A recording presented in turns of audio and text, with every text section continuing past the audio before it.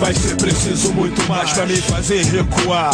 Minha autoestima não é fácil de abaixar. Olhos abertos fixados no céu, perguntando a Deus qual será o meu papel. Fechar a boca e não me expor meus pensamentos, com receio que eles possam causar constrangimentos. Será que é isso? Não cumprir compromisso, abaixar a cabeça e se manter omisso.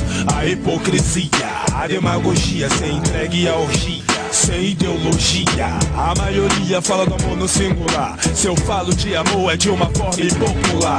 Quem não tem amor pelo povo brasileiro não me representa aqui nem no estrangeiro.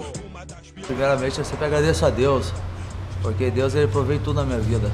Ele provê todas as necessidades que eu tenho. Meus atletas, meus amigos, que são mais do que amigos, mais do que atletas, são irmãos. Meus patrocinadores, que é o Jato Clube, da NutriShop e o Jack Fight, a Arbol e a Volt. E dizer aí para toda a galera aí de Curitiba aí, que é Brasil versus Argentina, no ginásio Ney Braga, dia 13 agora de junho, a partir das 15 horas estaremos lá e eu conto com vocês. Esquecido, não foi assim comigo, fiquei como bandido. Se quiser reclamar de mim, que reclame.